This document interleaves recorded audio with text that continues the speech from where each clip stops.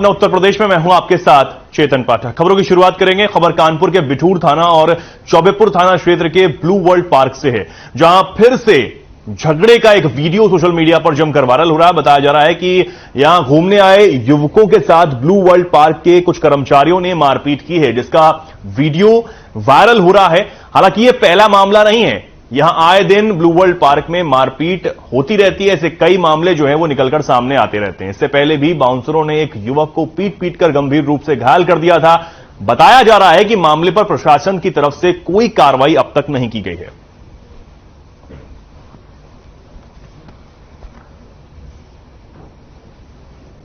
तो कानपुर की तस्वीरें आपके सामने, वीडियो सोशल मीडिया पर अब जमकर वायरल है। मारपीट का यह वीडियो है और बताया जा रहा है कि कुछ युवकों को यहां पर जो सुरक्षाकर्मी हैं, सुरक्षा कर्मचारी हैं, उन्होंने मारा पीटा है।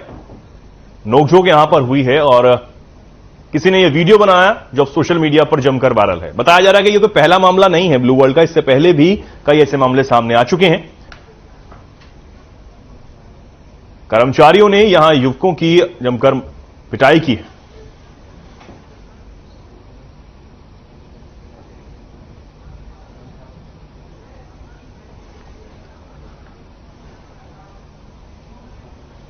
और इस खबर पर ज्यादा जानकारी के लिए हमारे साथ हमारे संवाददाता इब्नो हसन जैदी जुड़ गए हैं। इब्नो, क्या कुछ ये पूरा मामला है? तस्वीरें ब्लू वर्ल्ड की बताई जा रही हैं। कैसे मारपीट शुरू हुई, क्या इसके पीछे कारण है? चाहूंगा कि जिस तरीके से ब्लू वर्ल्ड की बात की जाए तो ब्लू वर्ल्ड में इस तरीके के नजारे जो है वो अक्सर देखने को मिल जाते हैं, क्योंकि कभी वहां पर जो होता है लोग आपस में ही मारपीट होती है और कभी वहां के जो बाउंसर है जिस तरीके से वहां पर लोगों के साथ अभद्र व्यवहार करते हैं, इसके नजारे कई बार देखने को मिले। ताजा मामला फिलहाल वहां पर ऐसा हुआ है कि दो लोग जो है वहां आपस में भिड़ गए और दो गिरोह में जो है जमकर मारपीट हुई। वहीं अगर हम पुलिस की बात करते हैं तो जब ये वीडियो वायरल हुआ तो पुलिस का कहना है कि वहां पर दो पक्ष जो थे झूलने को लेकर आपस में जो है वो भिड़ गए थे और अभी तक दोनों पक्षों की तरफ से कोई तहरीर नहीं की गई है और ना ही ब्लू वर्ल्ड की तरफ से अभी कोई तहरीर की गई है जिस पर कार्रवाई की जाए। फिर भी पुलिस के इतिहास का कहना है कि इस मामले को संज्ञान में लिया गया है और जांच की जा रही है और अपने स्तर से भी इस पर कार्रवाई करने की पुलिस बात कर रही है। लेकिन अगर बात की जाए ब्लू वर्ल्ड की, तो जिस तरीके से आए दिन ब्लू वर्ल्ड में इस तरीके के वहां पर नजारे, इस तरीके की घटनाएं सामने आती हैं, तो सवाल ये उठता है कि आखिर इस पर रोक कब लगेगी। जी चेतन जी, इब्ने, अब क्या कुछ कार्रवाई, अब क्या पुलिस के पास ये मामला पहुंचा है अब तक? जी देखिए, अभी किसी भी पक्ष में और ना ही ब्लू वर्ल्ड ने किसी ने भी कोई तहरीर नहीं दी है। पुलिस ने स्वतः संज्ञान लेते हुए उसका कहना है कि तहरीर मिलेगी तो उस पर तो कार्रवाई की ही जाएगी, लेकिन हम भी इस वीडियो को पूरा देख रहे हैं और देखने के बाद जो पुलिस के स्तर से कार्रवाई होगी वो भी हम जरूर करेंगे, ऐसा पुलिस का कहना है। जी जी, ठीक है इब्ने, बहुत धन्यवाद आपका हमारे साथ जुड़ने के लिए, जानकारी हम तक पहुंचाने के लिए। आगे बढ़ते हैं। समाजवादी पार्टी का एक दिवसीय महासम्मेलन का आयोजन राजधानी लखनऊ के इंदिरा गांधी प्रतिष्ठान में आयोजित हुआ। जाति जनगणना मंडल कमीशन पर चर्चा होगी। मुख्य अतिथि के तौर पर सपा राष्ट्रीय अध्यक्ष अखिलेश यादव भी इसमें शामिल होंगे। मुख्य वक्ता के तौर पर सपा राष्ट्रीय महासचिव स्वामी प्रसाद मौर्य भी इसमें शामिल होंगे। नूरपुर विधानसभा के विधायक राम अवतार सिंह सैनी ने कार्यक्रम का आयोजन किया। प्रदेश भर से तमाम नेता इसमें सम्मिलित हो रहे हैं।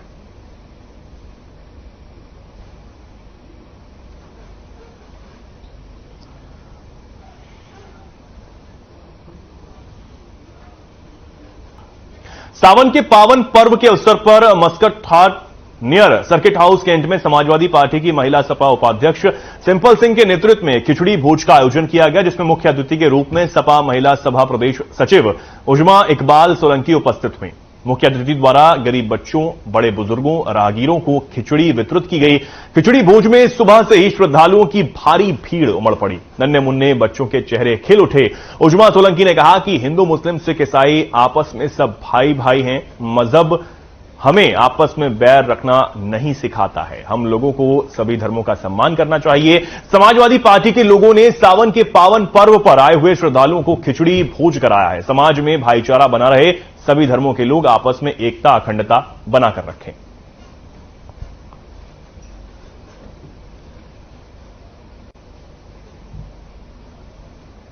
यहाँ पर हमने रोज का उपयोग किया है। तो सुबह से यहाँ घाट पे तांता लगा हुआ है उनका, तो लोगों को भोजन देकर राहत का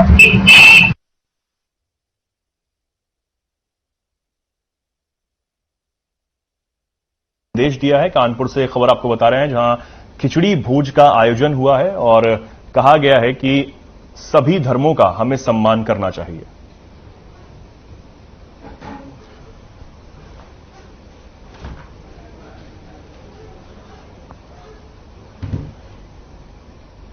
अब खबर कानपुर के बिद्रू थाना क्षेत्र से, जहां दलेलपुर नहर में संदिग्ध परिस्थितियों में इंटर की छात्रा ने नहर में छलांग लगा दी। बता दें कि छात्रा को कूदता देख ग्रामीणों ने पुलिस और परिजनों को मामले की जानकारी दी।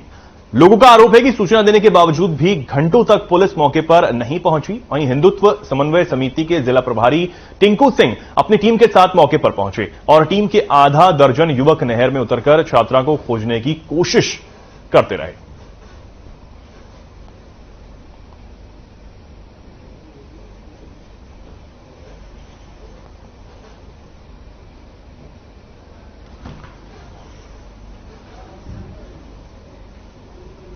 अब खबर कन्नौज से, जहां जिला अस्पताल में डिजिटल रजिस्ट्रेशन शुरू हुआ है। बता दें कि आभा ऐप के जरिए अब मरीज ऑनलाइन रजिस्ट्रेशन करा सकते हैं। वहीं डिजिटल रजिस्ट्रेशन सुविधा दुरुस्त करने में सीएमएस जुट गए हैं। सीएमएस डॉक्टर शक्ति बसु बोले कि डिजिटल रजिस्ट्रेशन बेहद आसान है। बताते चले कि अस्पताल में 3 काउंटर पर आभा ऐप के जरिए रजिस्ट्रेशन शुरू हो चुका है।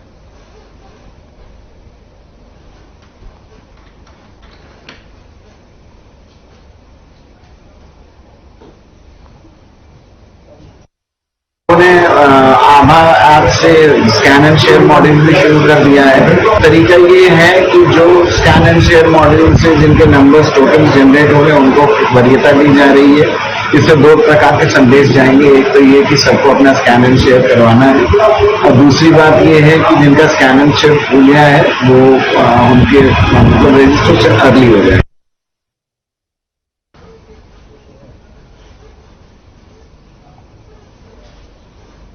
सावन का 7वां सोमवार और नाग पंचमी का एक ही दिन है। सावन के महीने में सोमवार का विशेष महत्व होता है। यही वजह है कि मिनी काशी कहे जाने वाले कानपुर के परमट तट पर हजारों की संख्या में भक्त रोजाना दर्शन करने आते हैं। सावन में इस मंदिर में लाखों श्रद्धालु अपनी अपनी मनोकामना लेकर पहुंचते हैं। बड़ी संख्या में भक्तों के यहां पहुंचने के कारण पुलिस ने मंदिर परिसर में सुरक्षा के चाक चौबंद इंतजाम कर रखे हैं। बता दें कि भक्त मानते हैं कि यहां स्थापित शिवलिंग स्वतः पाताल से धरती पर प्रकट हुआ है। गंगा जी के परमट घाट पर बने इस अति प्राचीन शिव मंदिर में पूरे दिन चलने वाली पूजा अर्चना में 2.5 लाख से ज्यादा भक्त शामिल होते हैं।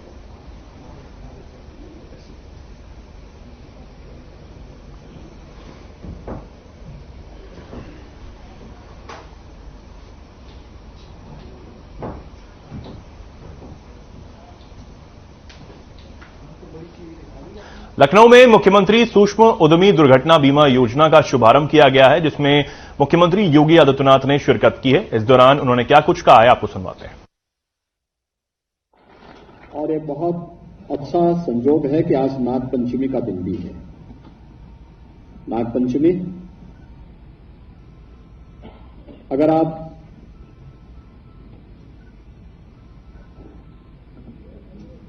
सामान्य जगत की बात करेंगे तो इसमें जीव जंतुओं की प्रति, प्रकृति के प्रति हम सब की प्रेम का, अनुराग का एक पर्व है। लेकिन आध्यात्मिक दृष्टि से अगर आप देखेंगे तो हर व्यक्ति के अंदर छुपी हुई आध्यात्मिक शक्ति का प्रतीक है। उस सर्पेंट पावर की प्रतीक है जो हर व्यक्ति के अंदर मौजूद है। और उद्यमी उस सत्य को अपने अंदर समेट करके जब अपनी अद्भुत कीर्ति से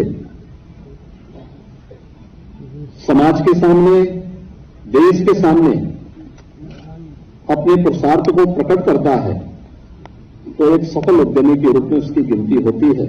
और विश्व उद्यमता दिवस और नाग पंचमी का अद्भुत संयोग अत्यंत महत्वपूर्ण है। और इसका लाभ विभाग के अपर मुख्य सचिव ने भी लिया है कि उनको 34 साल इस सेवा में कार्य करते हुए हैं। मैं इस अवसर पर उनको भी बधाई देता हूं। भाइयों बहनों, आज विश्व उद्यमिता दिवस के अवसर पर अनेक कार्यक्रमों को यहां पर आगे बढ़ाया जा रहा है। उत्तर प्रदेश देश की आबादी का सबसे बड़ा प्रदेश है और यह भी सही था कि सबसे बड़ी आबादी थी, लेकिन आज से 6 वर्ष पहले यह बीमारू प्रदेश भी था। कोई उत्तर प्रदेश में आना नहीं चाहता था। उत्तर प्रदेश का नाम सुनकर के लोगों में भय पैदा होता था।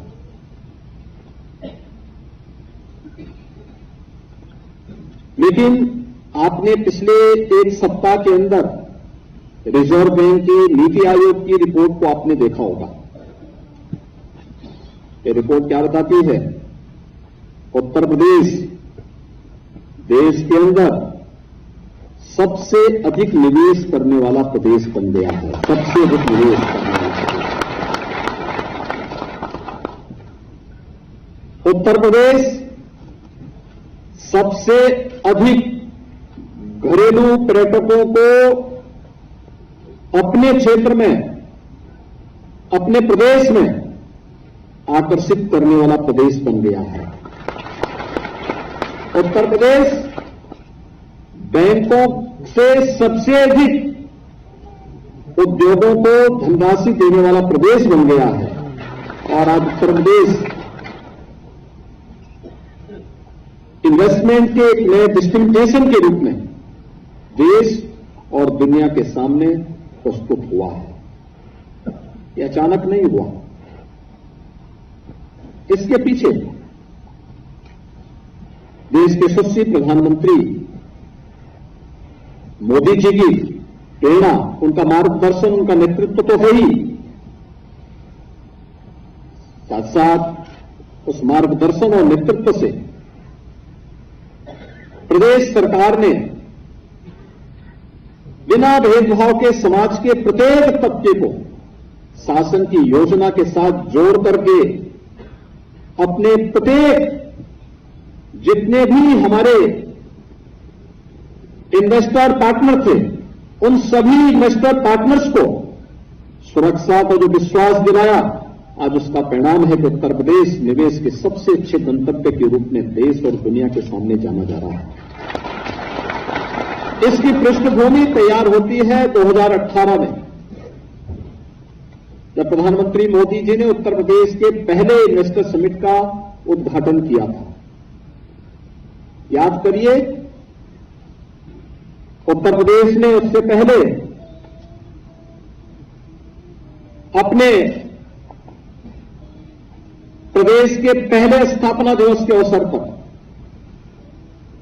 उत्तर प्रदेश ने एक नई योजना प्रारंभ की थी और योजना थी वन डिस्ट्रिक्ट वन प्रोडक्ट की। उपेक्षित पड़े हुए एमएसएमई सेक्टर को, उपेक्षित पड़ा हुआ क्षेत्र था, दम तोड़ रहा था। कहीं पॉल्यूशन कंट्रोल बोर्ड का,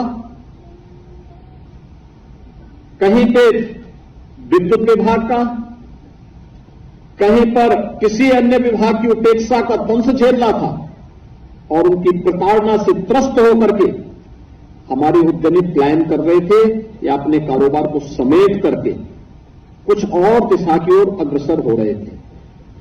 और तब हमारी सरकार ने तय किया था कि नहीं, अगर औद्योगिक निवेश के सबसे बड़े गंतव्य के रूप में हमें स्थापित होना है तो हमें अपनी ताकत को पहचानना होगा। और हमारी ताकत है एमएसएमई के क्लस्टर, जो उत्तर प्रदेश में पहले से मौजूद थे। सैकड़ों वर्षों की जो विरासत हमारे पास है, जिसके बारे में प्रधानमंत्री मोदी जी ने आजादी के अमृत महोत्सव वर्ष में कहा था कि अगर हमें विकसित भारत बनना है तो विकसित भारत के लिए गुलामी के अंशों से मुक्ति और विरासत का सम्मान ये आवश्यक है। और ये विरासत ही है इस क्षेत्र की। उत्तर प्रदेश को परंपरागत रूप से जो कुछ प्राप्त हुआ था, एमएसएमई का एक क्लस्टर अलग अलग क्षेत्रों में लगभग बंदी के कगार पर था। और आज मुझे प्रसन्नता है, पिछले 6 वर्ष के अंदर जो प्रयास हुए हैं, इसने उत्तर प्रदेश के एक्सपोर्ट को लगभग 3 गुना कर दिया है। अगर हम मात्र 6 वर्ष में 3 गुना अपना एक्सपोर्ट को बढ़ा सकते हैं, कोई कारण नहीं कि कोविड जैसी महामारी का मुकाबला करते हुए अगर उत्तर प्रदेश का एक्सपोर्ट 3 गुना होता है, कोई कारण नहीं कि आने वाले 5 वर्ष में उत्तर प्रदेश $1 ट्रिलियन की इकोनॉमी न बने। पिछले एक सप्ताह की रिपोर्ट उन लोगों की आंखों को खोलने वाला होना चाहिए जो कहते हैं कि उत्तर प्रदेश में क्या हुआ, क्या बदला है। उनको बताइए, सुरक्षा की गारंटी देने वाला उत्तर प्रदेश देश का पहला राज्य है। निवेश के सबसे बड़े गंतव्य के रूप में उभरता हुआ उत्तर प्रदेश देश का राज्य है। बैंकों की सेवाओं को बेहतर तरीके से उद्यमियों तक पहुंचाने वाला अग्रणी राज्य उत्तर प्रदेश है और सबसे अधिक पर्यटकों को अपनी ओर आकर्षित करने वाला राज्य भी उत्तर प्रदेश है। और ये वास्तव में उत्तर प्रदेश की पोटेंशियल है। हमने बीमारू राज्य से उत्तर प्रदेश को उभार करके आज देश के विकसिततम राज्यों की ओर अग्रसर कर दिया है। आज उत्तर प्रदेश बीमारू राज्य नहीं रहा। आज उत्तर प्रदेश के नौजवानों के सामने, उत्तर प्रदेश के उद्यमियों के सामने, उत्तर प्रदेश के बहनों के सामने, उत्तर प्रदेश के नागरिकों के सामने पहचान का संकट नहीं है। आज कोई हमारी पहचान पर प्रश्न नहीं खड़ा कर सकता और इसीलिए अलग अलग सेक्टर में हम लोगों ने इसके लिए व्यवस्थित रूप से उत्तर प्रदेश सरकार ने जब काम करना प्रारंभ किया, आज उसके परिणाम हम सबके सामने हैं। ये पहली बार हो रहा है जब एमएसएमई विभाग के द्वारा निजी औद्योगिक पार्कों को विकसित करने का कार्य हो रहा है। 3 निजी औद्योगिक पार्कों को गत दिनों हम लोगों ने यहां से सरकार के इंसेंटिव उपलब्ध करवाए थे और आज जो ये पार्क 10 एकड़ से लेकर 50 एकड़ के क्षेत्रफल में तैयार होने हैं और आज 3 नए निजी औद्योगिक पार्क को विकसित करने के लिए यहां पर इंसेंटिव के चेक उपलब्ध करवाए जा रहे हैं, जिसमें यहां पर 10 से 50 एकड़ भूमि में औद्योगिक पार्क विकसित तो होने ही है। औद्योगिक भूखंड क्रय करने पर 100% स्टैंप ड्यूटी की छूट प्रदेश सरकार उपलब्ध करवा रही है। पार्क विकसित करने पर 50 लाख रुपए प्रति एकड़ का विकास करने पर 1% प्रति वर्ष की दर से ऋण की व्यवस्था भी 1%, मात्र 1% के ऋण की व्यवस्था प्रदेश सरकार उपलब्ध करवा रही है। और विकसित होने वाले पार्क में 75% भूखंड एमएसएमई इकाइयों के लिए आरक्षित होंगे और यह भी तय किया गया कि विकसित निजी पार्क में भूमि क्रय करने वाले उद्यमियों को 50% स्टैंप ड्यूटी छूट और एमएसएमई नीति 2022 में अनुबंध में जो कैपिटल और अन्य सब्सिडी की व्यवस्था है, इसका लाभ भी उन्हें उपलब्ध करवाया जाएगा। ये प्रदेश सरकार की प्लेस पार्क की स्कीम, ये देश की पहली स्कीम है और इस स्कीम का लाभ हमारे उद्यमी लेंगे। इस व्यवस्था के तहत आज 3 नए जो निजी पार्क हैं, इनके लिए अभी यहां पे इंसेंटिव वितरण का कार्य भी यहां पर अभी संपन्न हुआ है। मैं उन सभी जो विकसित पार्क को विकसित करने वाले उद्यमी हैं और निजी औद्योगिक पार्क को फ्लैश योजना के अंतर्गत आगे बढ़ाने वाले उद्यमी हैं, उन सबका हृदय से अभिनंदन करता हूं, उनको बधाई देता हूं और विश्वास व्यक्त करता हूं कि बहुत शीघ्र उनके द्वारा निजी औद्योगिक पार्क में निवेश आमंत्रित करते हुए इस कार्यक्रम को वे आगे बढ़ाएंगे। दूसरा है जो एक बहुत बड़ी योजना आज लागू हो रही है, वह है प्रदेश के अंदर मुख्यमंत्री सूक्ष्म उद्यमी दुर्घटना बीमा योजना। भाइयों बहनों, आप सब जानते हैं इस सदी की सबसे बड़ी महामारी का सामना प्रदेश ने भी, देश ने भी और दुनिया ने भी किया है। लोग उत्तर प्रदेश के पोटेंशियल पर विश्वास नहीं करते थे, कहते थे क्या होगा उत्तर प्रदेश का। मैंने कहा यार अपने को संभाल लो, उत्तर प्रदेश अपने को संभाल लेगा। उत्तर प्रदेश में कोई समस्या नहीं आएगी। और परिणाम क्या था? हमने कोविड प्रबंधन बेहतरीन तरीके से, उत्तर प्रदेश की टीम ने बेहतरीन तरीके से प्रधानमंत्री मोदी जी के मार्गदर्शन में करके दिखा दिया। सबसे कम मृत्यु दर, सबसे कम संक्रमण, सबसे अधिक वैक्सीनेशन, एक एक घर में दस्तक देने के लिए उत्तर प्रदेश के हेल्थ वर्कर जाकर के कोविड जैसी महामारी से बचाने का काम भी किए और सबसे अधिक सहायता प्रदान करने वाला राज्य भी उत्तर प्रदेश रहा है, जिसने अपने नागरिकों को उस दौरान उनके साथ खड़े होकर के एक संबल प्रदान किया। और आज मैं इस बात को कह सकता हूं, कोई आज के दिन पर उत्तर प्रदेश एक रेवेन्यू सरप्लस स्टेट बन चुका है। बीमारों से बढ़कर के Uttar Pradesh revenue surplus state बन चुका है। आज हमारे पास बड़े बड़े इंफ्रास्ट्रक्चर के बड़े बड़े कार्य हम लोग कर रहे हैं, एक्सप्रेसवेज के रूप में, एयरपोर्ट के रूप में, वाटरवे के रूप में, ग्रामीण क्षेत्र की कनेक्टिविटी को बेहतर करने के लिए या फिर प्रदेश में निवेश के लिए कहीं पे मेडिकल डिवाइस पार्क बन रहा है, कहीं फार्मा पार्क बन रहा है, कहीं पे प्लास्टिक पार्क बन रहा है, कहीं इलेक्ट्रिक फैक्ट्री का एक कॉम्प्लेक्स तैयार हो रहा है। अलग अलग क्षेत्र में अलग अलग प्रकार के कार्यक्रम। लोगों को विश्वास ही नहीं होता कि ये क्या वही उत्तर प्रदेश है जो 6 वर्ष पहले जहां पे लोग अपना कारोबार समेट करके आगे बढ़ते थे। लेकिन आज ये हकीकत है, ये जमीनी हकीकत है। आज हर व्यक्ति उत्तर प्रदेश में आना चाहता है और हर प्रदेश उत्तर प्रदेश के बारे में जानना चाहता है। ये चीजें आज जब उत्तर प्रदेश में उत्तर भारत का पहला डाटा सेंटर स्थापित होता है, लोगों को लगता है क्या ये सचमुच उत्तर प्रदेश में ही लगा है, क्या कोरिज होती है, क्या ये उत्तर प्रदेश में लग रहा है? हम कहते हैं हाँ, उत्तर प्रदेश में लग नहीं रहा, उद्घाटन हो चुका है, इसका उद्घाटन हो चुका है, उसमें लोगों ने बुकिंग भी करा दी, पूरा काम करना प्रारंभ कर चुका है। आज लोगों को लगता है उत्तर प्रदेश में फिल्म सिटी आएगी और उत्तर प्रदेश की फिल्म सिटी की हलचल मुंबई तक सुनाई देने लगती है। हर एक फिल्म एक्टर, हर एक डायरेक्टर, हर प्रोड्यूसर उत्तर प्रदेश में आने के लिए उत्सुक दिखता है कि नहीं, उत्तर प्रदेश में जाएंगे, उत्तर प्रदेश में सुरक्षा है, उत्तर प्रदेश में ईज ऑफ डूइंग बिजनेस बेहतरीन है, उत्तर प्रदेश में जाएंगे हर प्रकार की सुविधा और सुरक्षा शासन से प्राप्त होगी। लोगों के मन में एक नया विश्वास है। कोई विश्वास कर सकता है 30 करोड़ श्रद्धालु और पर्यटक उत्तर प्रदेश के धार्मिक पर्यटन के लिए उत्तर प्रदेश में आए हों? असंभव था, वो संभव आज होकर के दिखाया। और यह कार्य निरंतर आगे बढ़ना चाहिए। इन चीजों को आगे बढ़ाने के लिए प्रदेश सरकार ने जो अनेक कदम उठाए हैं, जहां पहले गोलियां चलती थी वहां पे एशिया का सबसे बड़ा एयरपोर्ट जेवर में उत्तर प्रदेश सरकार बना रही है।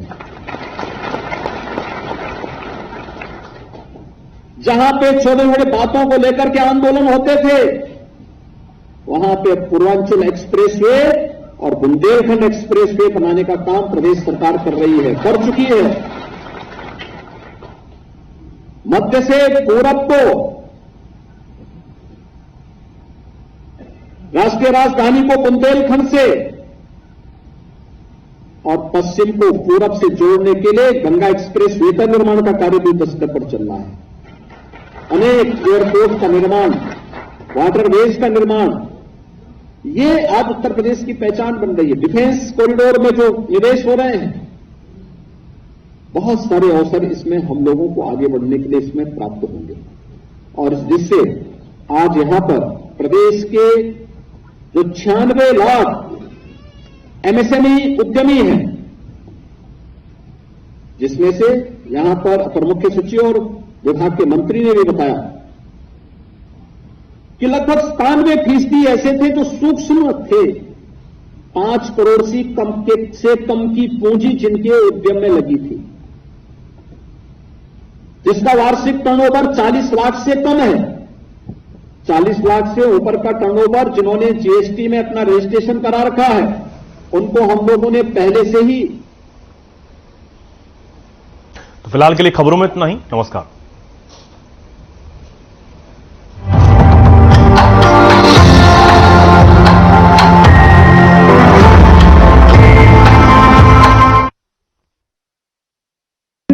Hey mom, hey, look, I can download a song really fast.